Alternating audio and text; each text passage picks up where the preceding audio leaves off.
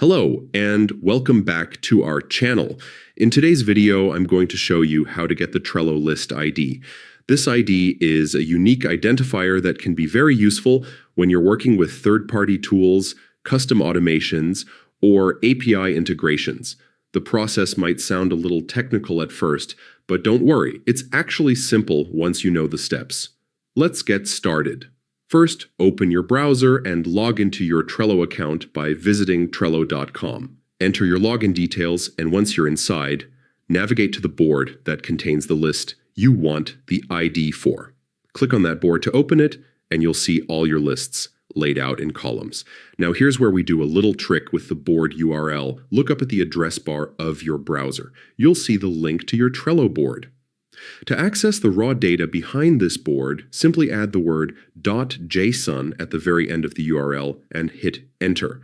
For example, if your board's URL looks like https chas@trello.com cha-b-abc how123 ha my board, you would change it to https as-trello.com b-how-abc123 myboard.json.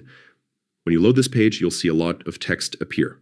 This is your board's data displayed in JSON format. It might look overwhelming, but don't panic. We only need one small part of it. To make things easier, use your keyboard shortcut Control+F or Command+F on Mac to bring up the search box. In that box, type ID list. Your browser will then highlight every instance of that term in the JSON data.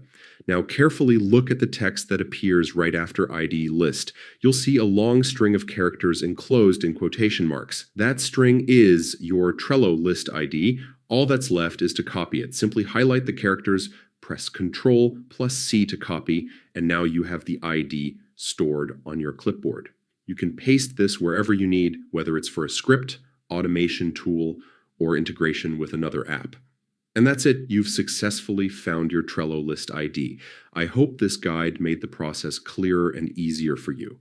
If it helped, don't forget to hit the like button, share this video with others who might need it, and of course, subscribe to our channel for more simple step-by-step tutorials.